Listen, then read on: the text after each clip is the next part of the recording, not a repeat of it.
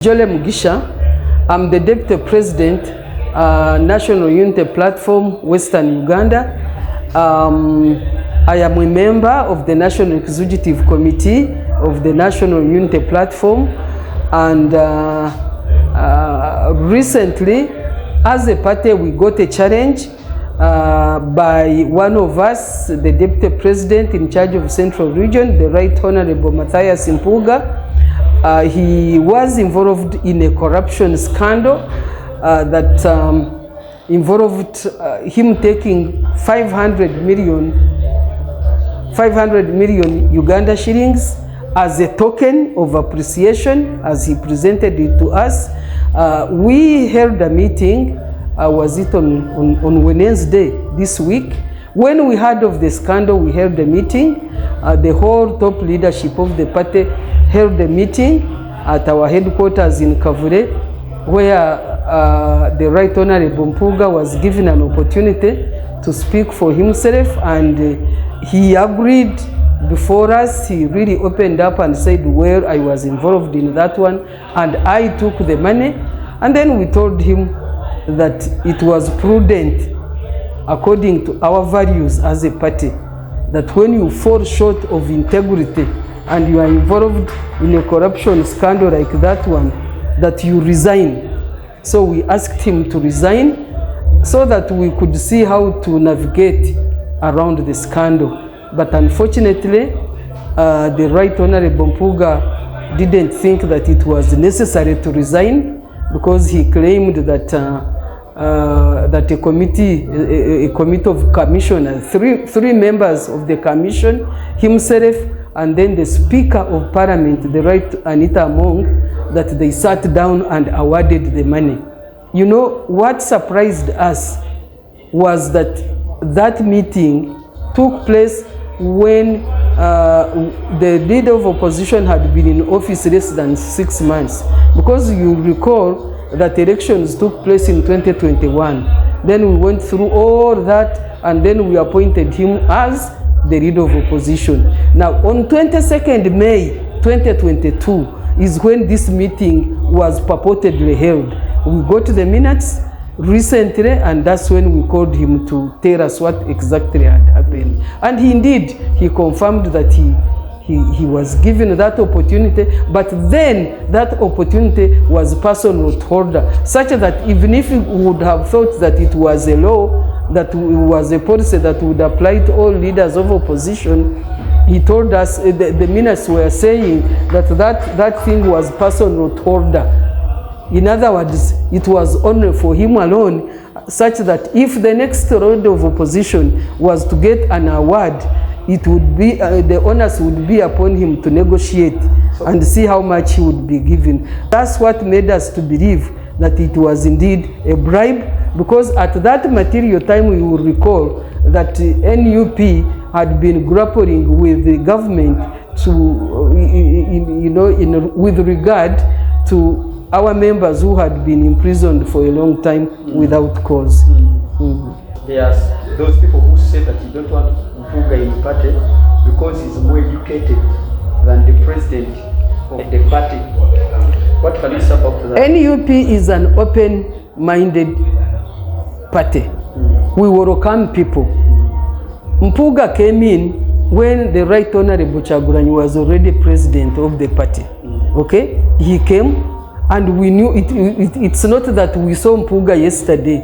Mpuuga was in Subi, he was a member of DP with his team, he was a member of UYD, Uganda, Young Democrats, something like that. He has been on the face of politics in Uganda. It's not that it is yesterday that Mr. Kyagulanyi realized that he's more educated. We know he's a lawyer, right?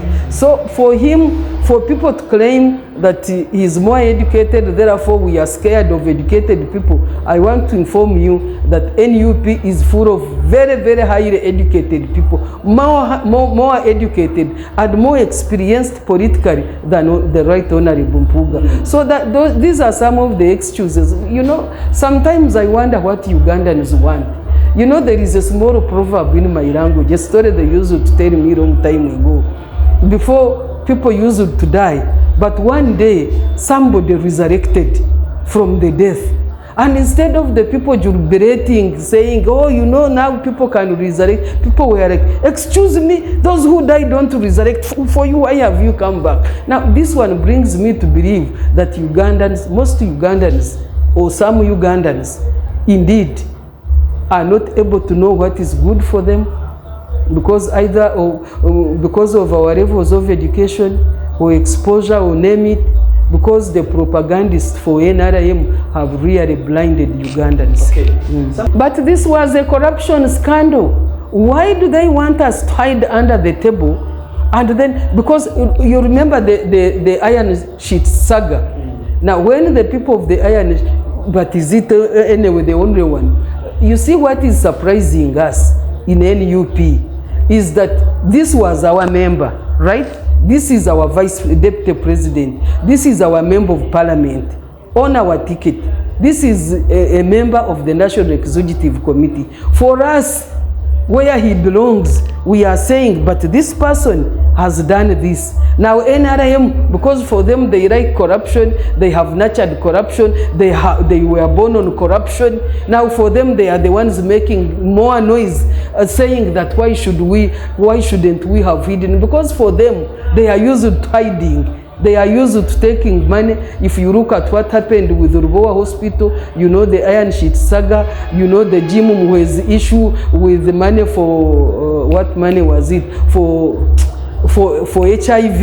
You know these things, you see the hospitals, you see the roads, because Ugandans are used to seeing people stealing, you know, embezzling government funds and keeping quiet. They want us to do likewise. But for us at NUP, we are saying we are offering you a different trend, right? We are offering you an alternative. We are giving you a better option. If you steal, we expose you. After all, in Orinyankore, they say, akabwa kihuro mgongo gwako. When a dog steals, it is beaten there in public.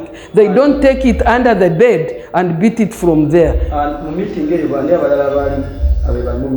All the members of the National Executive Committee, the Deputy President, the spokesperson, the Secretary General, and the Deputy Secretary General, we were many.